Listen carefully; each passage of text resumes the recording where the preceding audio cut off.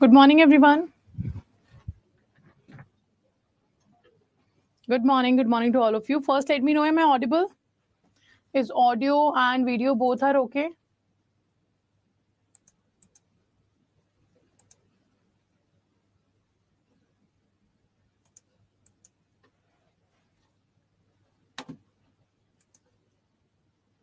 Good morning. Good morning to all of you. How are you all?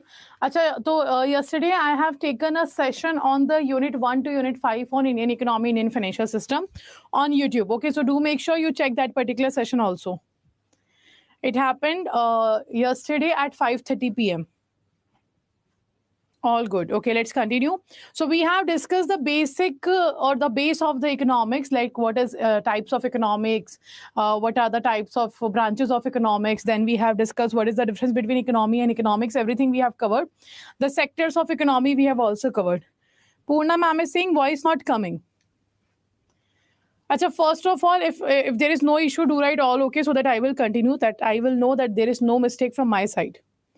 Is audio and video both are okay? Do write all okay if there is no issue, so that I will be easily continuing the session.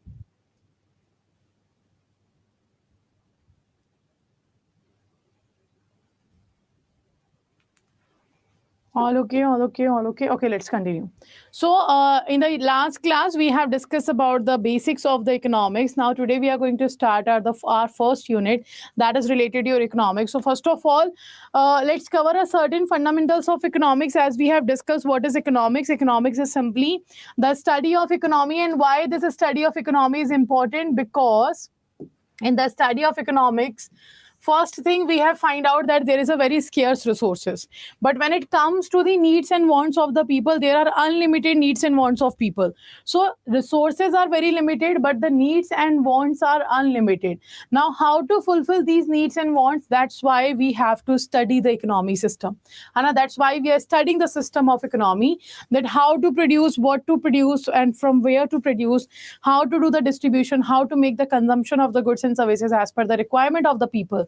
All these things are very important to understand to fulfill the unlimited needs and wants of the people with the scarce resources. So in what sense we have to allocate our resources? To know that, we study the economy. So this is what the economics is saying, that allocation of scarce resources of an economy according to our priority in order to satisfy the needs and wants of individual as well as the society. Okay, acha, if we are studying the individual, what type of branch of economics is it? The study of individual is what type of branch of economics?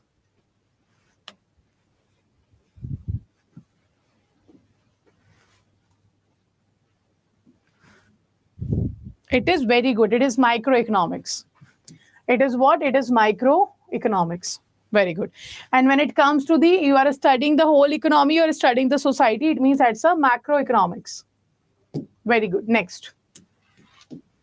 Next, we have the economics word has been taken from the Greek language. That word is oikonomikos and oikonomia.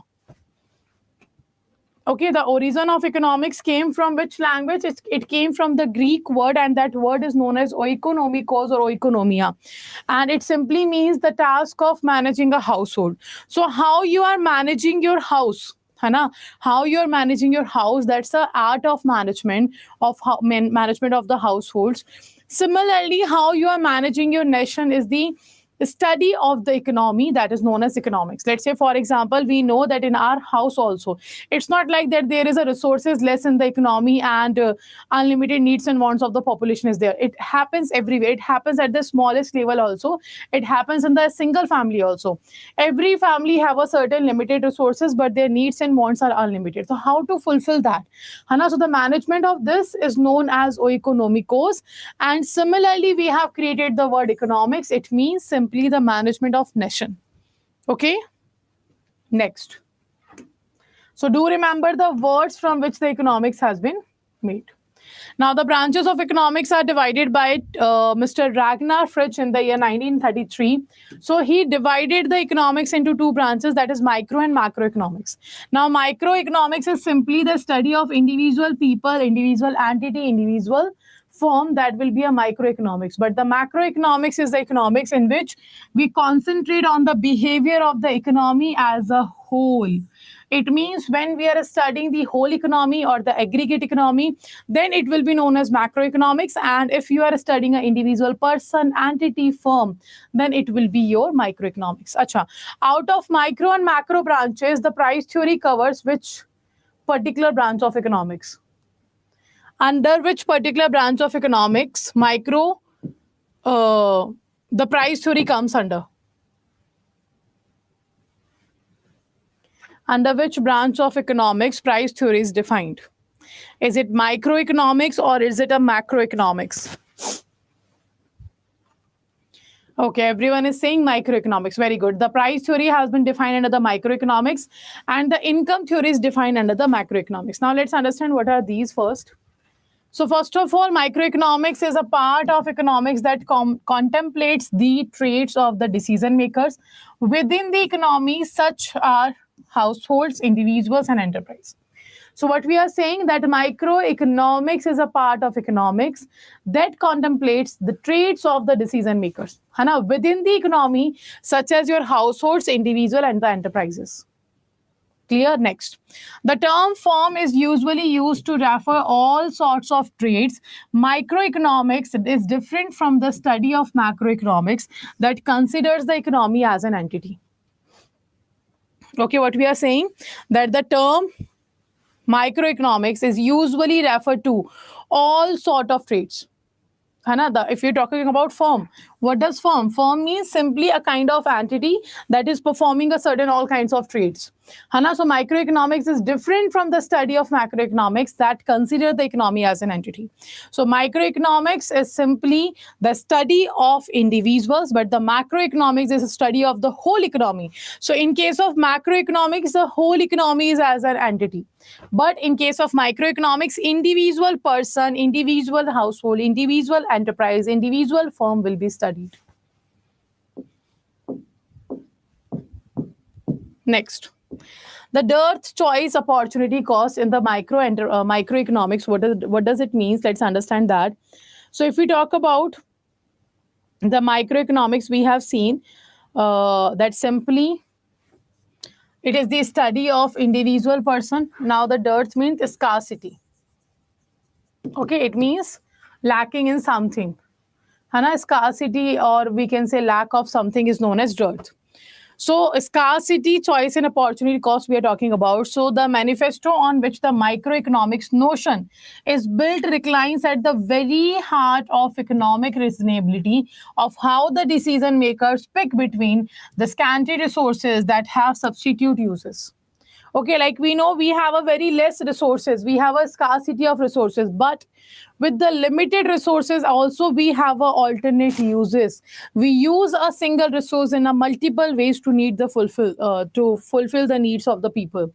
So that's what we are saying, that there is a scarcity. So in the scarcity you have to make a choice that at what situation, at how much types of alternative uses can be used for a particular source.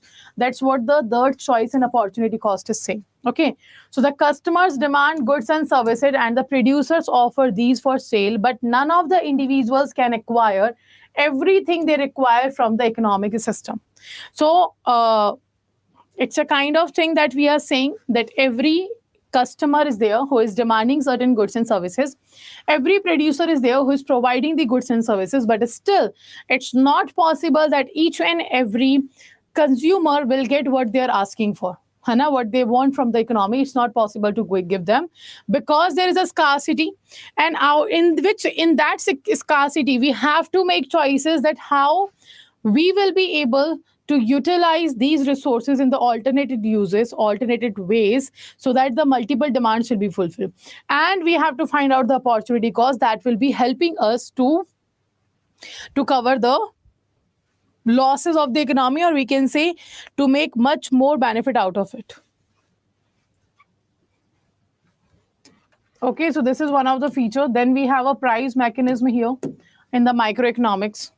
What is it? So the prime part of the study of microeconomics is committed to the investigation of how prices are determined in the marketplace.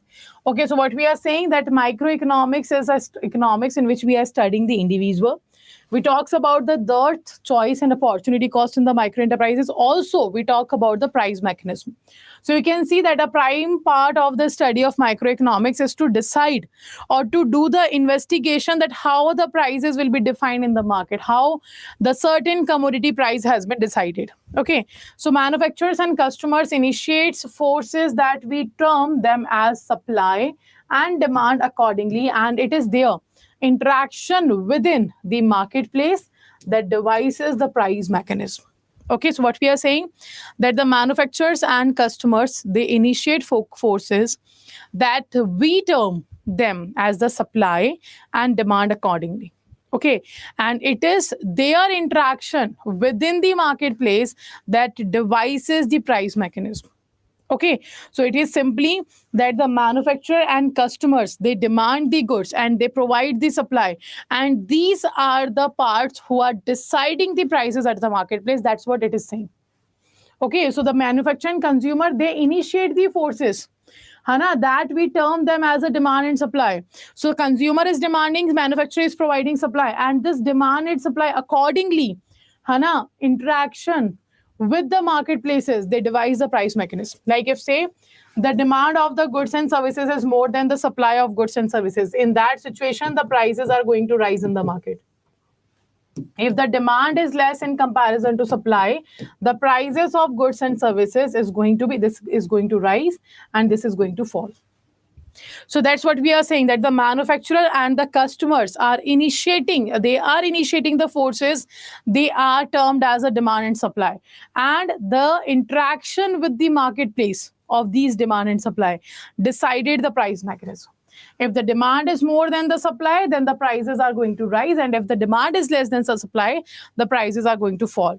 This is the price mechanism that has been understood by the manufacturer and producers, demand and supply forces. Clear? Let me know till now. Everything is clear? Is there any doubt till now? Let me know. Do focus on the conceptual understanding, because without conceptual understanding, we will not be able to answer the questions. Hana, in each and every subject, go with the concepts first.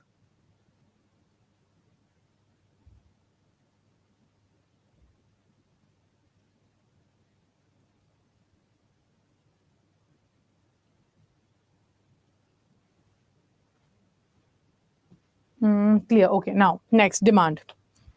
Achha, what is demand? If we talk about demand, first of all, let's understand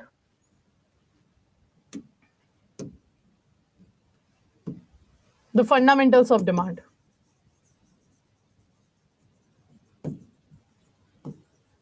So first of all, to create a demand of particular product, how you can say that this particular product is in demand, how you can say that this particular service is in the demand, how you will decide that there is a demand of that particular product or service. So it will be understood, or it will be understood by the way, first, to know about the demand, the first thing is required to understand about the willingness. Okay, willingness is very important. If any person wants to generate the demand of any goods and services, first the person should have a willingness to have that particular product. Okay, let's take an example of iPhone. Let's take an example of iPhone. Okay, this is our commodity. So we are finding out there is a demand of iPhone or not. So first of all, willingness. So let's say we all have a willingness to have an iPhone. So this is the first fundamental of demand. If there is no willingness, like if I don't want to have an iPhone, how would I can say that this is the demand product in the market that is in the demand? Hai na? So first thing, a willingness is required from the side of the consumer. Second, only willingness is not going to help you to get the iPhone. Hai na? To get iPhone, you need money also. The second fundamental is money. Okay, what is second fundamental? It's money. So if you have a willingness that I want an iPhone, I need an iPhone, I want an iPhone, then it's not sufficient. That's the willingness, it's good. But to buy the iPhone, you should have 1.5 lakh. Hana, you should need a money. So the second fundamental is money. Now, if you have money, but you are a kind of conjuice person, or not a conjuice person, but you are a kind of person who has a 1.5 lakh, but other responsibilities or other basic services or the basic needs are still at a weight that you are going to have pay money for that, है ना? So what else is there? Money expenditure capacity. Money expenditure capacity is also important in creating the demand. Okay, let's say I have a willingness to have the iPhone. Okay, I have a money 1.5 lakh, but I have the certain other basic needs also to fulfill, and that particular basic needs need to be have to an expenditure of 50,000. So what amount left with me? Only 1 lakh, and in 1 lakh, let's say I'm not able to purchase the iPhone. So the first, willingness is required. Second, you need to be have a money, but third, you need to have a expenditure capacity of money also. Okay, if you have a money, you will be capable of expending that. Then apart from that, the important thing, a certain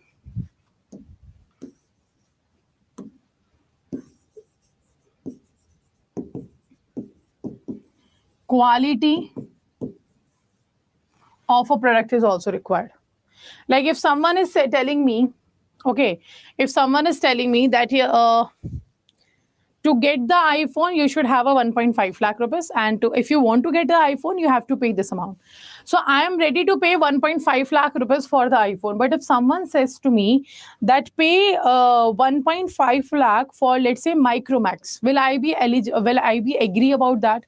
Obviously not, because I know if Apple is demanding 1.5 lakh for a phone, that it is providing me that kind of security level, it is providing me that kind of quality that worth rupees 1.5 lakh. Okay, I know that's a brand, Hana. So I will be ready to pay for the Apple, but I will not be ready to pay for the same amount for the Micromax. Okay, now apart from that, the fifth fundamental will be at certain price. Okay, certain quantity at certain price you are seeing, and the last one will be at the certain time. So like we guys are wanting the iPhone right now because we are in the in that particular generation that needs this particular phone. Hana, we are in the situation of adult, we are adults, so we want this. But after the age of 50 or 60 years, will we be demanding the same product? Obviously not. So we right now, we have much more requirements or need or feel that this is the product which we need to survive. Not for the survive, but still, that's the kind of thinking we have, that if we want to have to show up, if we want to have to see the standards, or if we have to secure our data, that is very important for us, then we have to have this level of phone. But after 50, 60 or 70 years of age, we are not demanding the iPhone. So in a certain time, with a certain price, the certain quantity of products, is willingness is showed by a customer, a willingness to purchase that particular product, to have that particular product, and the customer have money to spend that, and also have the capacity to spend that. In that situation, a particular product will be known as the demanded product. Okay, and in that situation, that particular product will be known as a demanded product, otherwise not. Let me know, is it clear?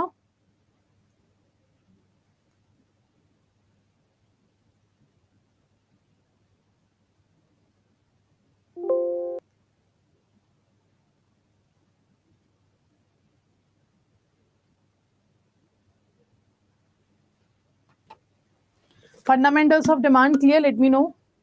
This is second class. The first class was orientation class, in which we have discussed the basics.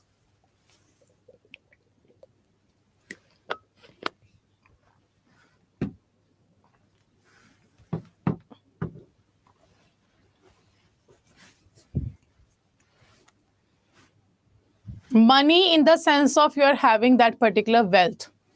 Hana, money in the sense that you are having a 1.5 lakh rupees. That's the money. And the price that you have to pay to purchase a certain goods and services. If I am having a 10,000 rupees, that 10,000 rupees is my money. Okay. But to purchase a certain particular product, I have to purchase this pen, and this pen is worth of rupees 200 rupees. So that's a price, na? Money and price, these are the two different things.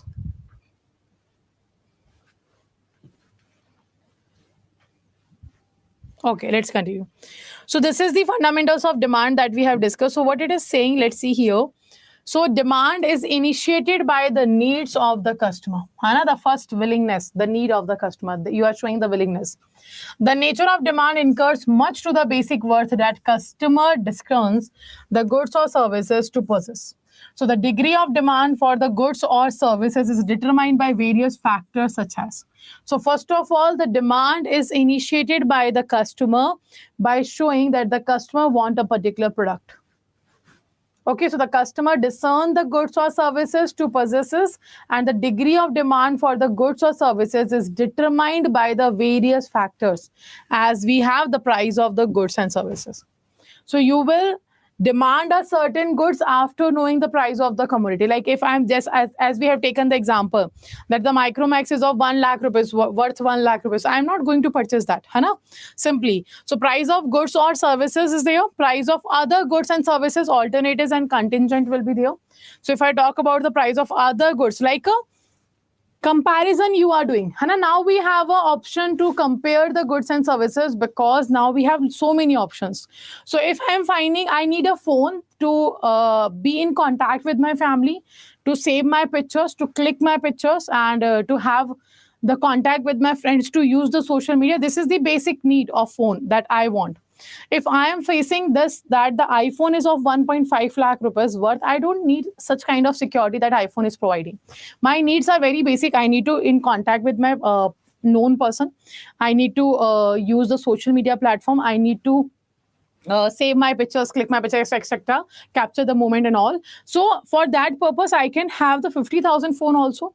But this is what my needs are ready to be completed because of by using the 50,000 rupee phone, but not with the help of 1 lakh rupee phone or 1.5 lakh rupee phone. So it's not mandatory that I will purchase that phone. I can survive my needs by using the 50,000 phone also. So that's what we are saying, that first the price of goods are very important. Hana, and if I don't have any other option, like let's say there's a monopoly of Apple in the market, Hana, only the Apple phones are there in the economy, then I don't have a choice. Hana, I have to purchase that particular phone because I don't have any other choice, because in India we don't have any other supplier. In that situation, what happens? I have to purchase that particular goods. But because there is no monopoly of a single mobile phone company, or we can say the electronic product company, so in that situation, you can see obviously you have a choice. So you can compare the products. You can compare the products. You can check the alternatives. You can check the contingent. On the basis of quality, on the basis of price, on the basis of brand value, on the basis of customer services, after sales services, you can compare the things and then you can decide what you want to purchase. So the price of goods, price of the other goods and services are also important. Now, if we talk about that you want to purchase a certain goods or services, so a certain kind of contribution of money should be given by you. Okay, it means you have to pay a certain amount of money. So what amount of money you are ready to pay? The charges you are ready to pay, the money you have to pay for a certain service or certain product, that you have to count here. Okay, then the taste and proclivity. So it means simply, if a particular person is there who is paying a certain amount of money to get the particular goods and services that has been demanded by the person, to how to decide that you are going to purchase this product or not. First, on the basis of your taste, like you like that product, you want to have that product, that's the kind of product that you were thinking about. Okay, and then the proclivity we are talking about, it means your wish. The taste and your wish matters. Your choice matters here. Okay, then the expectations. Now, what kind of expectations you are having of that particular product? The utility you are thinking about using that particular product. Like why we are purchasing a particular, because that particular product is certainly providing us a certain utility that is required by us. So you have to check the expectations also, like what product quality you want or what expectations you have from that particular product is going to be fulfilled or not. So that expectations has to be followed or has to be checked by you. So these are the certain factors, they define the demand or the degree of demand of the product. Like if I find that this particular product is having a high utility, so like it is totally for my use, it is totally going to fulfill my need for a certain objective I wanted to perform, so then I am definitely going to purchase it. So it means the degree of demand in that situation will be high. Okay, and if I feel like there is a no such kind of need will be fulfilled, or my objective will not be fulfilled by this particular product, so I will not going to purchase that product. So that will show the low degree of demand of that particular product. That's what we are talking about. So these are the factors who are telling us that the person will decide to purchase the goods or not on the basis of these factors.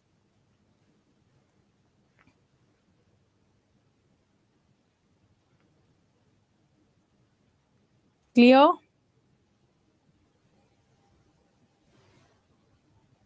It means remuneration, it means your income, your salary, your money that you earn.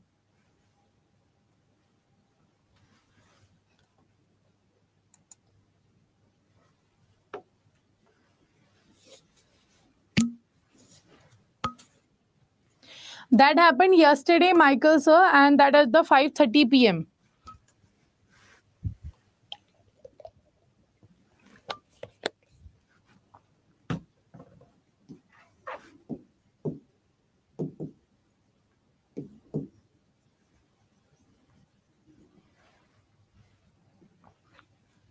Okay.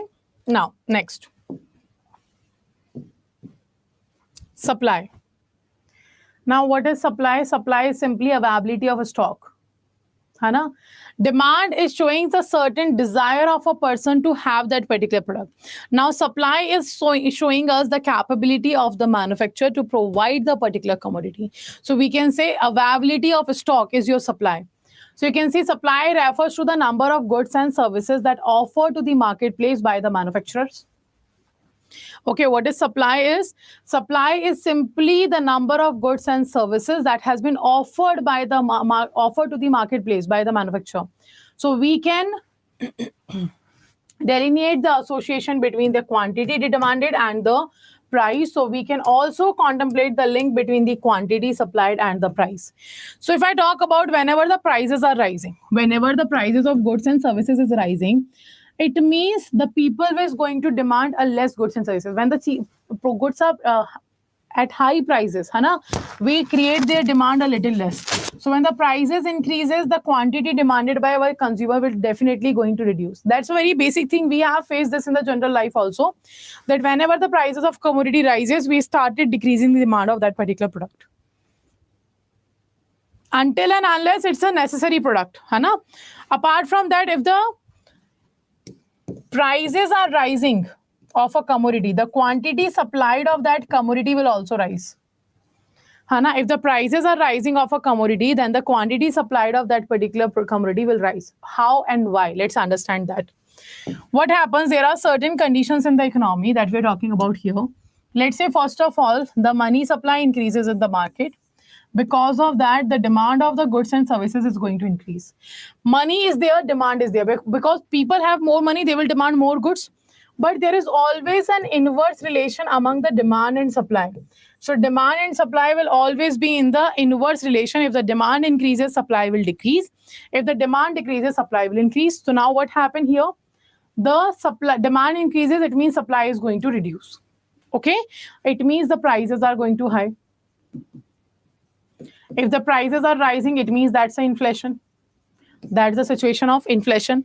And when there is an inflation in the country, the money value will be decreasing. Hana, the money value is going to decrease. Why the money value is decreasing?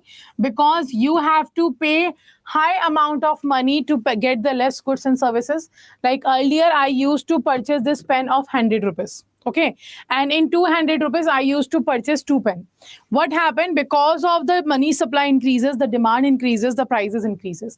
Now, this one single pen is of 200 rupees. Hana, what is the price of this pen? It is 200 rupees. So now I have to pay the 200 rupees for a single pen, but I used to get 2 pens and 200 rupees. So what happened? When the prices increases, the money value reduce. It means the purchasing capacity of the money reduce. So the purchasing power of money reduce. The 200 rupees was able to purchase the 2 pen, but now they are not able to purchase 2. They are only purchasing a single pen. It means the money value is decreasing. That's the situation of inflation. Just opposite, if we can see, if the money supply decreases, people don't have money, they will don't demand more goods and services. So demand will decrease. In that situation, supply will increase because they have an inverse relation. And in that situation, prices are going to decrease, and that is known as deflation. Okay, prices will be decreasing, and that is known as deflation. It's an opposite of inflation. And because the prices are decreasing, it means you have to pay less money to get more goods and services. So your money value is going to increase. Your money value is going to increase. It means now I am getting this pen in 50 rupees only. Because the price decrease. So in the 200 rupees, now I will be able to get the 4 pens. It means I have to pay less amount of money and I am getting more goods and services.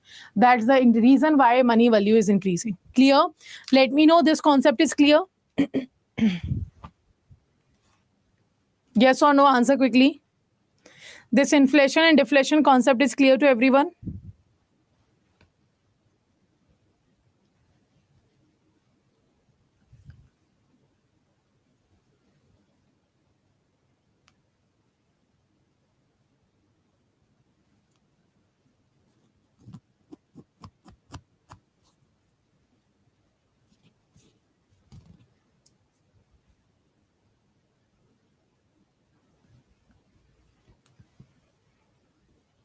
Okay, clear to all. Next. So in case of inflation, we have seen that demand is more than the supply. And because of that, the prices are rising. Now what happens? We said, whenever the prices are rising, the quantity demanded will decrease. Whenever the prices are rising, quantity supplied will increase. Okay, now what happened? See, because there is high demand, there is less supply. Because there is demand was high, supply was less. Okay, whenever there is a high demand, supply will be less. They have an inverse relation. Now, because of this relation, the prices are increasing. Prices are increasing. So what we have to do, if the prices are increasing, it means in the country, the inflation is increasing. And inflation is doing what? Inflation is reducing the money value. It means inflation, high inflation is not good for the economy. If the inflation is increasing, it will be reducing the value of money. So it will not be a good situation for the economy. In that situation, what happens? Obviously, the money value will reduce, the economy will face the loss. So to overcome this situation, to control the prices, what we have to do? We have to increase the quantity. So when the prices are rising, we have to maintain this price. And in that situation, how we are able to maintain the price? When we increase this supply. And to increase this supply, the quantity supplied will be increased. Okay, because the prices are rising, the people are demanding more and goods and services, and we don't have that goods and services. In that situation, what we have to do? We have to increase our quantity supplied so that the prices will be managed. So whenever the price rises, the quantity supply will be rise. Okay. Now, if the price rises, the quantity demanded will reduce because the money value is reducing now. I have to pay now 200 rupees to get the single pen, and I don't have that money. So obviously, I will be demanding less goods and services. So whenever the price increases, the quantity demanded will decrease, and whenever the price increases, quantity supplied will be increased. Let me know, is it clear? So if there is an inverse relation between price and quantity demanded, and here is a direct relation between price and the quantity supplied. That's what the point was saying.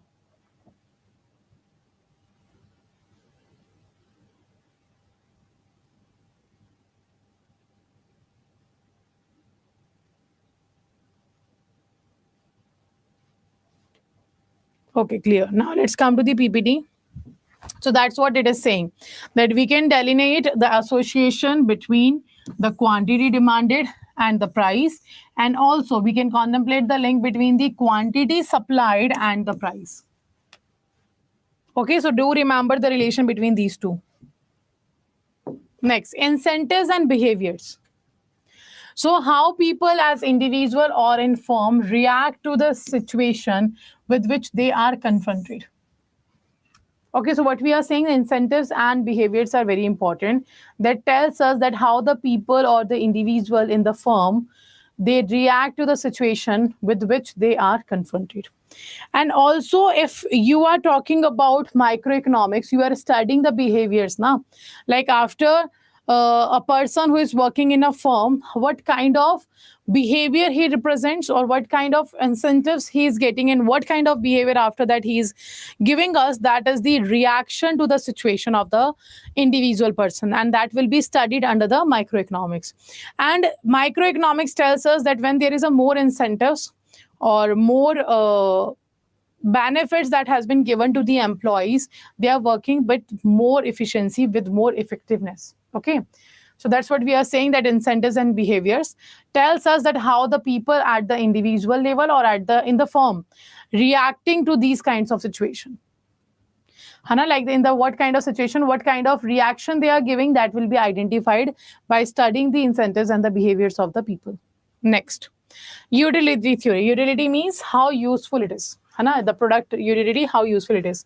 So consumers will choose to purchase and consume a combination of goods that will maximize their happiness or the utility. So subject to the constraint of how much income they have available to spend. Like if I am purchasing a certain goods, like whenever we purchase something now, we be very happy after that, है ना? Like if we have purchased something, we started showing everybody, our parents or siblings or whatever friends, that I have purchased this. And when you are showing your purchase to the someone else, that shows your happiness, है ना? But whenever you are purchasing a goods, it's not always required that only happiness should be there. Also with the happiness, utility should be always there. Okay, if I am purchasing iPhone, if I am spending 1.5 lakh in a phone, I will be obviously happy, because now I can show off to my friends that I have an iPhone, hana. But the utility also matters, na? Like the utility of mine is that simply contacting over the phone, nothing else I want to do, and that will be done by the iPhone. But I am not able to understand its mechanism, and I'm not able to understand how to use it. So that will be not, there will be no utility of that particular product for me. So that's what we are saying, that utility theory is saying that consumer has to choose a product, consumer has to purchase a kind of product that gives the maximum happiness to the consumer with the utility also, and then the demand will be created. Then production theory. So this is the study of production, or the process of converting inputs into outputs. Hana, the production theory is simply, you have a raw material, you have a natural resources, you have a raw material, you are converting that raw material to finished goods. How you will convert? After processing. So we have discussed yesterday the primary, secondary and tertiary sector, right? The primary sector is what? Where you are collecting the natural resources. Those natural resources will be taken to the secondary sector, and in the secondary sector you will be manufacturing your finished goods. So that's what we are saying. This is the study of production, or the process of converting the inputs into outputs. So producers seek to choose the combination of inputs and methods of combining them that will minimize cost in order to maximize their profit. Okay, so what we are saying here, that producer, they choose the combination of such kinds of inputs and the methods of making and the methods of converting them into the finished goods that will minimize the cost in order to maximize the profit. Okay, so such kind of raw material and such kind of method of production will be used, that it will reduce their costing of production and it will increase their profits. Okay, that's the major objective of the producers. Next, price theory. So the utility and production theory interacts to produce the theory of supply and demand. If there is a high utility of the product, that can be produced, which determine price in a competitive market. So in a perfectly competitive market, it concludes that the price demanded by consumer is the same supplied by the producer. That's the result in the economic equilibrium. Okay, so what we are saying here simply, that if we talk about a particular product, there is a utility of that product and there is a production theory is there. Hana, they have to interact to produce the theory of supply and demand, and it determines that the price in a competitive market is there. Clear? Apart from that, it perfectly a competitive market. Perfectly competitive market, it means the one product's demand and supply is not affecting the other product's demand and supply in the market.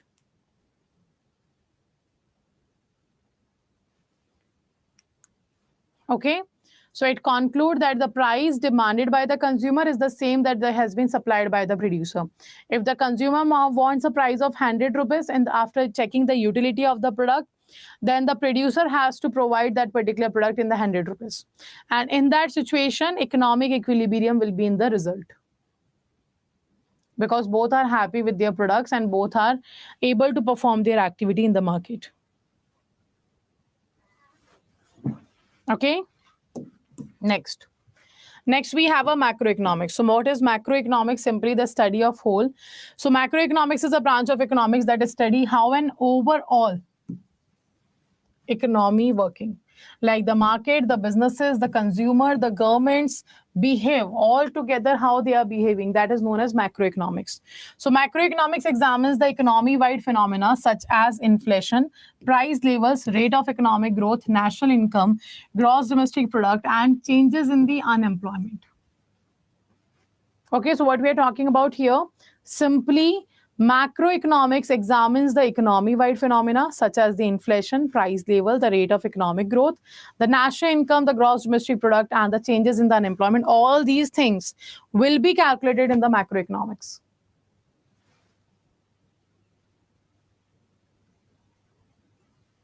Clear? Next, some of the key questions addresses by the macroeconomics include: what causes unemployment? What causes inflation? What creates or stimulates the economic growth? Macroeconomics attempt to measure how well an economy is performing, understand what forces drive it, and project how performance can improve. So this is what the macroeconomics is doing. So macroeconomics talks about the whole economy now. So it's not going to talk about that how much I am earning or how much you are earning. It talks about how the economy is earning.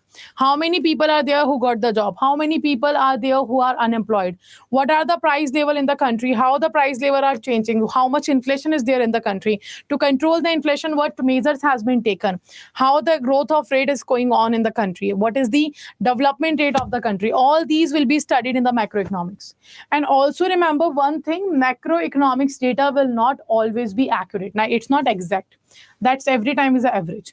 If you're having a national income of $10,000, it means that's an average income, because you can't calculate the accurate macroeconomics data because you are studying a whole economy now.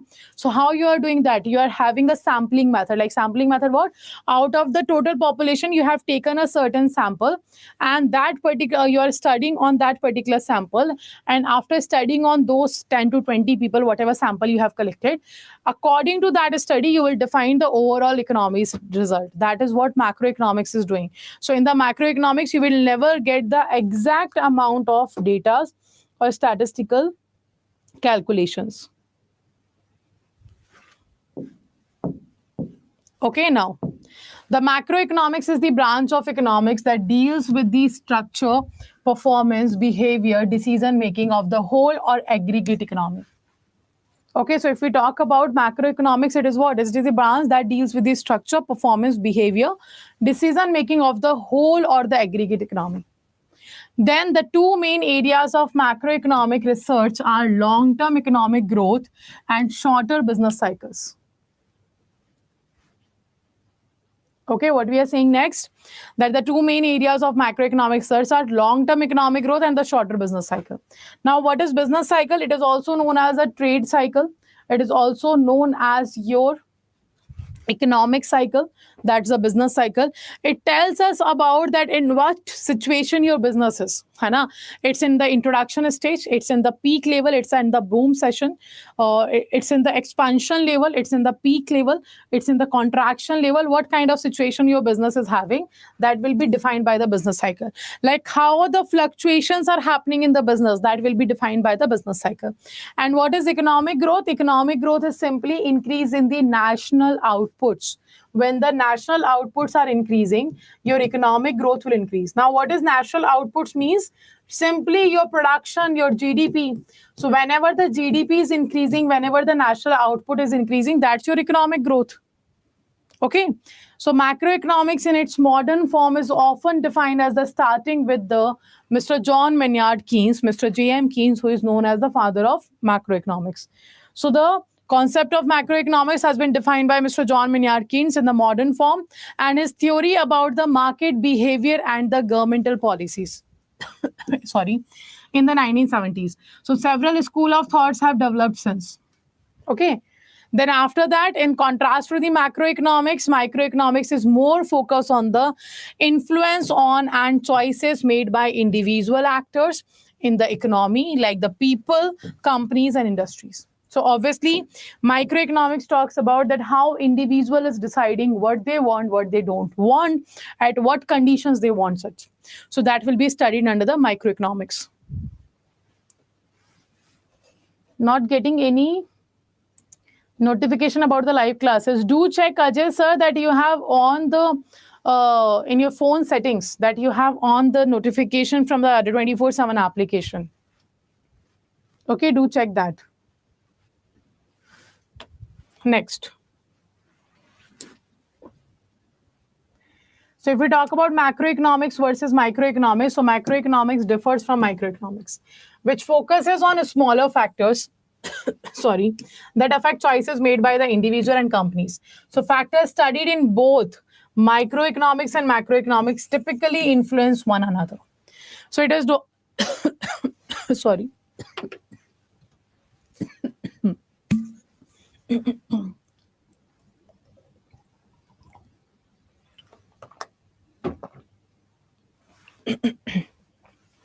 So what we are saying that one second.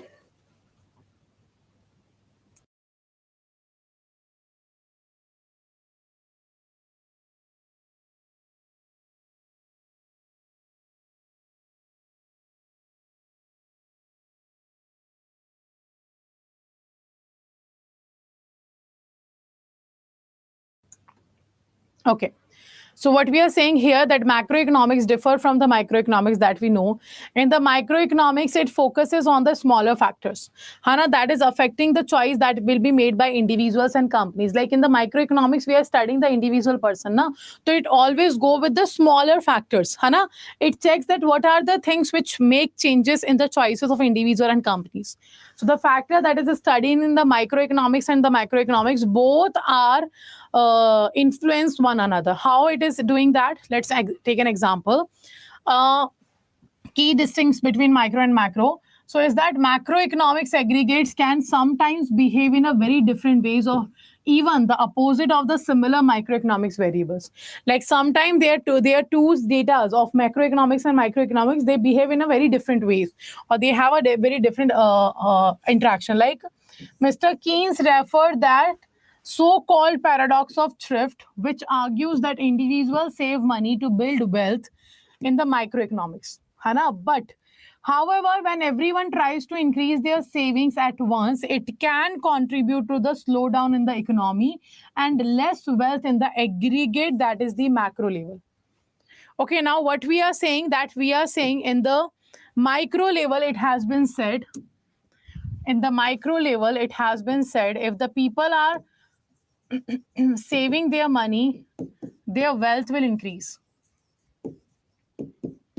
Okay, but the same thing if you calculate at the macro level. If everybody started increasing their savings, this is going to harm the economic growth. This is going to harm economic growth. Why? Because if everybody is saving their money, who is going to invest money? Who is going to purchase goods and services? Who is going to increase the demand in the market? Because if they are savings money, like I'm not purchasing goods and services, so I'm not demanding the goods. So if I am not creating a demand, there will be no production. If there is no production, there will be no GDP. If there is no GDP, it means there will be no economic growth. Right? And what happens if there is no requirement of the production? So you will not hire employees, so there will be no employment, no per capita income, and no national income will be there. That's what the macroeconomic defines. Like every person have started, they are doing savings, the investment will reduce, and this is what we have to face. But in the microeconomics, they are saying if they increase the savings, the wealth will increase. It means they will have high living standard. There will be a less poverty. There will be an infrastructure development. There will be a high literacy rate. There will be employment opportunities, major employment opportunities. But these two are not with relating with each other. So at the micro level, that's a beneficial for the people because they are having money, they are having wealth. But at the macro level, they will not have wealth. there will be no increase of the wealth or to an individual or to the company. Okay, that's what we are saying here, that the micro and macro sometimes behave differently. So you can see this is because that would be reduction in the spending affecting the business revenue and however lowering the working pay. Hana, if you don't ever, if you are not producing more goods and services because people are not demanding, you are not able to generate more income. Na? And if you are not able to generate more income, that's very basic. That is that you are not able to generate more income, you are not able to give the more salary to the employees also. Okay, so this is what we are talking about, the difference in the micro and macroeconomics. Let me know this concept is clear or not. Is this concept clear to all of you?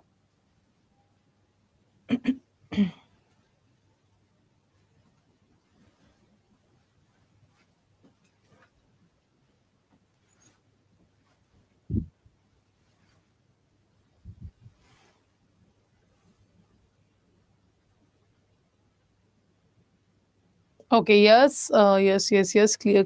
Okay, let's continue. So meanwhile, microeconomics looks at economic tendency or what can happen when individuals make certain choices. So individuals are typically classified into subgroups such as buyers, sellers, business owners. So these actors interact with each other according to the law of supply and demand for resources using money and interest rate as pricing mechanism for the coordination. Okay, so what we are saying here, that the microeconomics looks at the economic tendency. Okay, like what can happen when individual make certain choices. So it talks about when you are studying the microeconomics, let's talk about it is studying individual person. It takes the perception of the individual person. Try to understand the perception of the individual person, Hana? Or what can happen when individual make a certain choices, like what will be the result of that choices, that will be studied by the microeconomics. And then the individuals are typically classified into subgroups, like they are buyers, they are sellers, they are business owners, because every individual will be there. Na? Some people are purchasing goods, some are selling goods, some are making goods. Hai na?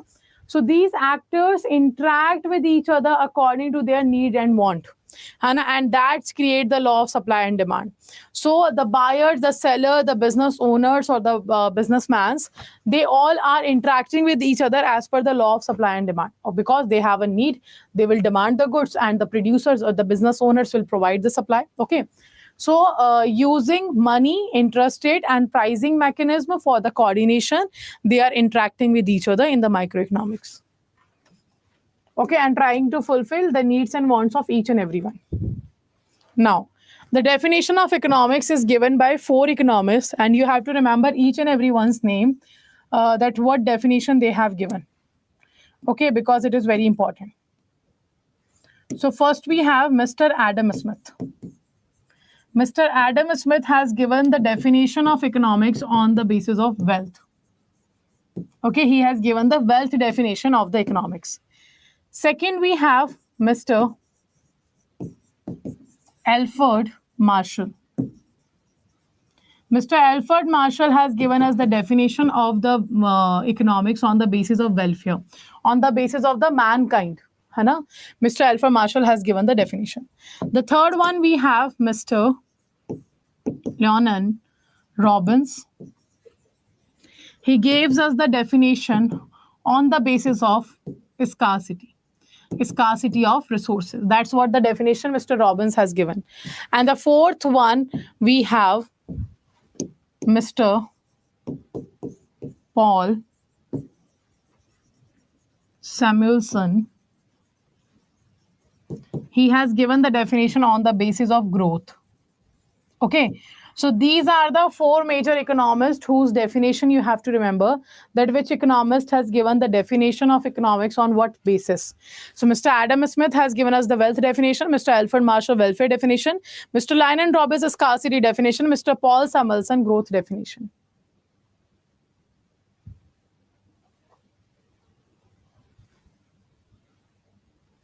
Clear? So these are the four definitions that has been given by these four economists. Let's understand them. So first of all, you can see first we have a Mr. Adam Smith. He is known as father of economics. He wrote a book that is Wealth of Nations in the year 1776. So according to him, the wealth is economics. So he said economics is a science of a study of wealth only. Okay, it's a science of studying wealth only. That's the economics. So he's also known as a father of economics. He's also known as a father of microeconomics. He is also known as a father of capitalism. Okay, next. The second economist, we have Mr. Alfred Marshall. He wrote a book, Principles of Economics.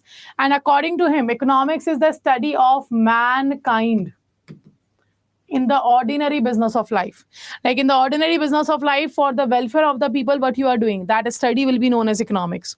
Okay, so it is the study of wealth and the well-being or the welfare for the people you are doing, according to Mr. Alfred Marshall. Third, we have Mr. Robbins. He wrote a book, Nature and Significance of Economic Sciences. To remember the names of the books are also important. Not the year, but the name of book should be remembered.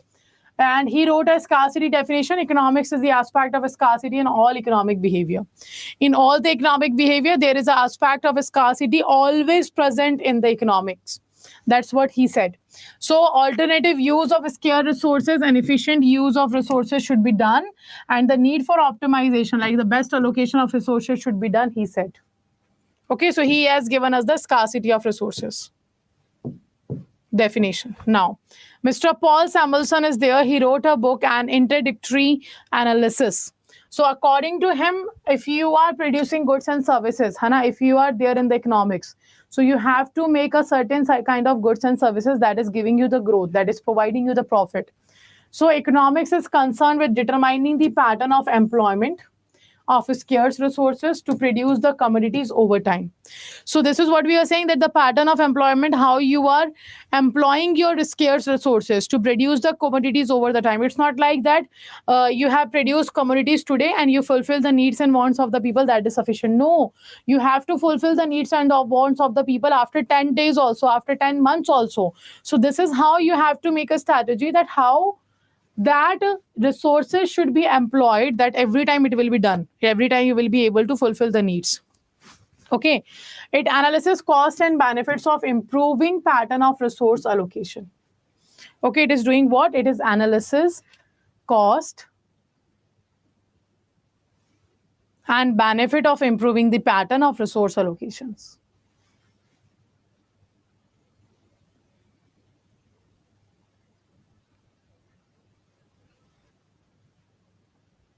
Okay, so these are the four economists that we have talked about. This is the Mr. Adam Smith.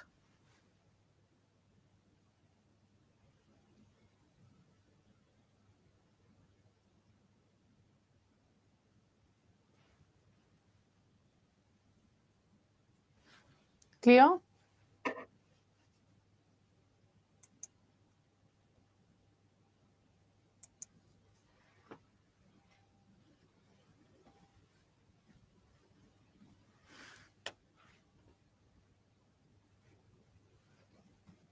No, years are not important, but the book name is important. Hana, the name of the book is important, so do remember the name.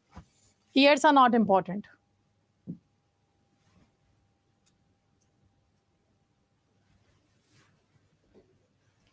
Clear, Michael, sir, you can check on the Telegram. Hana, you can ask your query on the Telegram.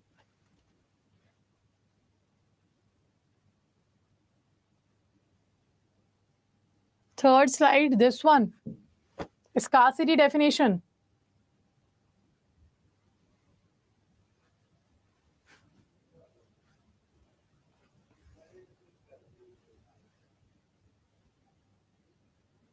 Okay, so from the next class, we are going to cover the next parts of the microeconomics and macroeconomics.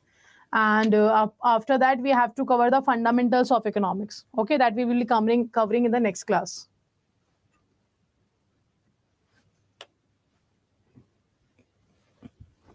Okay, chalo, so let's end here. See you all tomorrow again at the same time, and do make sure you also join the live classes on YouTube at 7 a.m. and 8 a.m. every day, Monday to Saturday. I am coming with the MCQ series there. So do join those sessions. And apart from that, yesterday I have taken the unit 1 to unit 5 MCQ session. Do watch that also. Okay, that will be helping you to practice maximum questions. Right? Chalo, so let's end here. Thank you for joining the session and see you all tomorrow at the same time. And do make sure you revise the content, hai na? Because economics is all related to each other. All the topics are related to each other. So that's why do a certain revision. We will continue from here only. Okay? So take care all. Have a good day. Bye-bye.